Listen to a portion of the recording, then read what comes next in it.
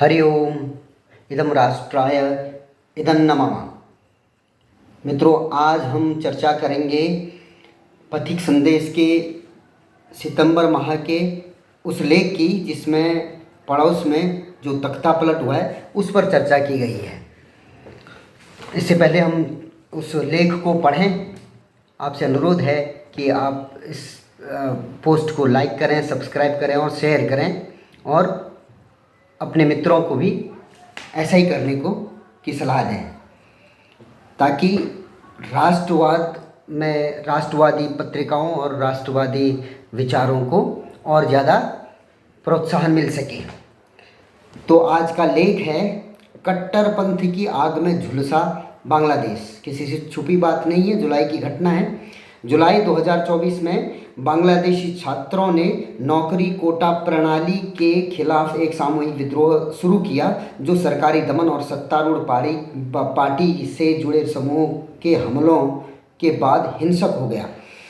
सर्वोच्च न्यायालय द्वारा कोटा प्रणाली को समाप्त किए जाने के बावजूद विरोध प्रदर्शनों ने व्यापक सुधारों की मांग को लेकर जोर पकड़ा। सरकार की कड़ी प्रतिक्रिया, जिसमें कर्फ्यू, इंटरनेट बंदी और देखते ही गोली मारने जैसे आदेश शामिल थे, ने प्रदर्शनकारियों और सुरक्षा बलों के बीच घातक संघर्षों को जन्म दिया। इन संघर्षों में सैकड़ों लोगों की जानें गई। तब के हल्के नारे अब उन्मादी अट्टहासों में तब्दील हो गए हैं। तब की आशंकाएं आज आर्तनाद में परिवर्तित हो गई हैं। रक्त रंजित बांग्लादेश चौराहे पर खड़ा है, चारों ओर खून ही खून। वह जिस रास्ते पर चलता हुआ यहाँ तक पहुँचा है, उस पर नज़र दौड़ाने पर दूर तक कुछ जगहों पर बिखरी लाशें, कुही लाशें दिख जाती हैं। कट्टरपंथ क्रूर ठहाके लगा रहा है और बंग संस्कृति स्तब्ध है। चौराहे की प्रकृति होती है, वह किसी को रुकने नहीं देता, ठिठकने भर की छूट देता है। इसके बाद किसी न किसी दिशा में बढ़ना ही होता है। बांग्लादेश भी इस ठिठकन के बाद बढ़ेगा, किसी न किसी राह पर चलेगा। इसलिए मुद्दा यह है कि आगे कट्टरपंथी की सांसें कैसे चलेंगी, क्योंकि यदि इसकी सांसें चलेंगी तो आगे भी बांग्लादेश की सांसें उखड़ती रहेंगी।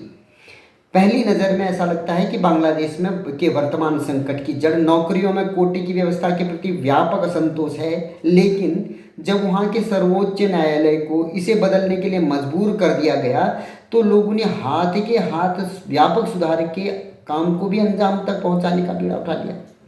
और इसी का परिणाम था कि प्रधानमंत्री शेख हसीना का तख्ता पलट हुआ और उन्हें 5 अगस्त को देश छोड़कर निकलना पड़ा। क्या यह अराजकता इनकी इतनी ही तात्कालिक और स्वतः स्फूर्त थी? नहीं, कतई। रोग के लक्षणों की बात करने से पहले यह देखते हैं कि इसमें कैसे सामाजिक कोशिकाओं को खाया है। विभाजन के समय पाकिस्तान में हिंदू अल्पसंख्यकों की आबादी 14.2% और पूर्वी पाकिस्तान में 28.4% थी। आज पाकिस्तान में हिंदुओं की आबादी 2.14% रह गई है और हिंदू मोटे तौर पर सिंध में सिमट कर रह गए हैं। पूर्वी पाकिस्तान यानी आज के बांग्लादेश में हिंदू अल्पसंख्यकों की आबादी 8 से 8.5% रह गई है और ये मुख्यतः भारत के साथ लगते हुए सीमाई जिलों में रह गए हैं। देश के विभाजन के बाद इन दोनों जगहों में हिंदू अल्पसंख्यकों को आसमान खा गया या जमीन निगल गई।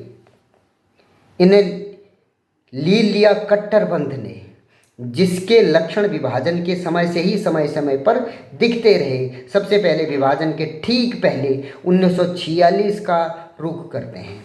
मुस्लिम लीग के चोले में कट्टरपंथ प्रत्यक्ष कार्रवाई, डायरेक्ट एक्शन का आह्वान करता है और 16 अगस्त का दिन कलकत्ता की सड़कें हिंदुओं के खून से रंग जाती हैं।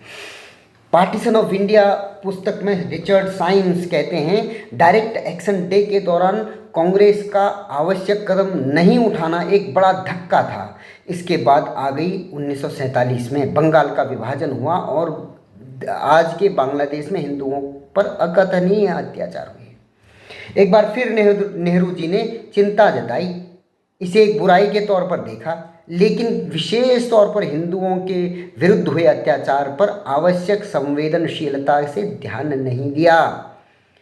फ्रीडम एट मिडनाइट में लैरी कॉलिंस और डोमिनिक लैपियर लिखते हैं, पंथ निरपेक्ष भारत के बारे में नेहरू के नज़रिए में विभाजन के दौरान भड़की सांप्रदायिक हिंसा पूरी जगह नहीं पा सकी। 1975 में भी बांग्लादेश में कट्टरपंथ ने बंगबंधु और उनके परिवार के रक्त से स्नान किया था।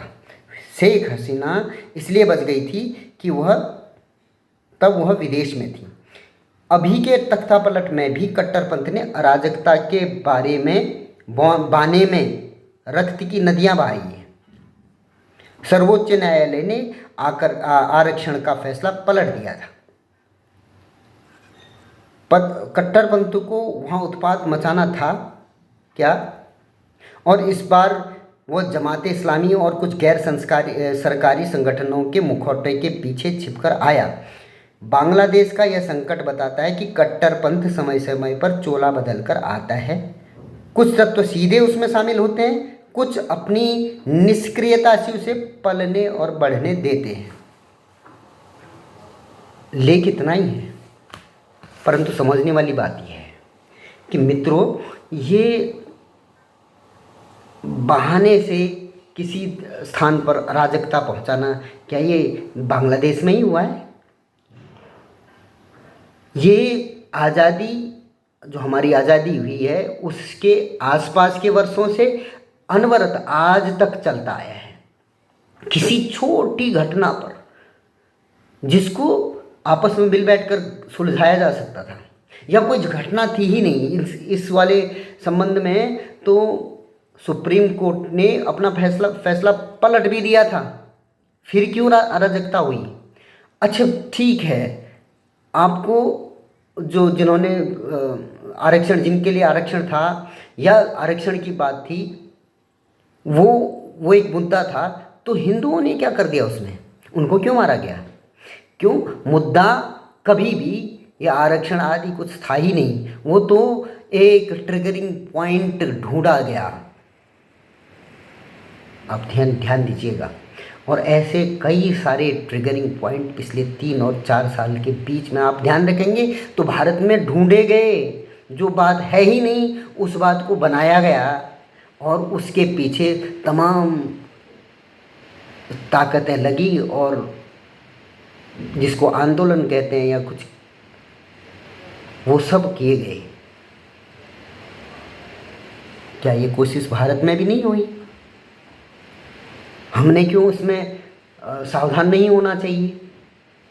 वास्तविकता ये है कि जो पश्चिमी देशों का एक डिज़ाइन है, उनका डिज़ाइन यही है कि एशिया में सदैव कहीं न कहीं ये अराजकता, अनैतिकता, ये सब चलती रहे। उसके पीछे उनके मंतव्य हो सकते हैं, उनके कुछ अपने स्वार्थ हो सकते हैं, परंतु वो पीछे की सच्चाई हमने जाननी चाहिए। भारत का एक बड़ा हिस्सा कट के अलग हुआ। आप सोचिए, अगर वो पूरा भारत काबुल से लेकर रंगून तक एक ही रहता और एक ही भारत के रूप में आज़ाद होता, तो आज विश्व में भारत की स्थिति कैसी रहती। तो इसलिए आज भी जो अभी बचा कुचा हमारा भारत है, इसको भी तोड़ने के प्रयास चल रहे हैं। अभी इसी बांग्लादेश वाली घटना से एक बात और आ रही है कि अमेरिका को एक छोटा सा टापू चाहिए था, जिसको शेख हसीना ने बहुत जोर देकर उसका खंडन किया, उसने मना किया। तो अमेरिका, आप देख रहे होंगे, कई राजनीतियों से मिलना और विपक्षी नेताओं से मिलना, विपक्षी सरकारों से मिलना, अमेरिका के जो तत्व यहाँ बिठाए होते हैं, सरकारी तत्व, वो ये सब कर रहे होते हैं। ये बांग्लादेश में वो कर चुके हैं। हमारे देश में भी इन सब कृत्यों के प्रति सबने सजग रहना पड़ेगा। आज के इस अंक में इतना ही। फिर एक और लेख के साथ कल फिर आएंगे। आपसे अनुरोध है कि हमारा समर्थन करें, शेयर करें, सब्सक्राइब करें और लाइक करें, कमेंट करें। कमेंट में हमें बता सकते हैं कि ये किस तरीके से हम अपनी बातों को और प्रभावशाली तरीके से रख सकते हैं। तो इसी के साथ धन्यवाद। जय श्री राम।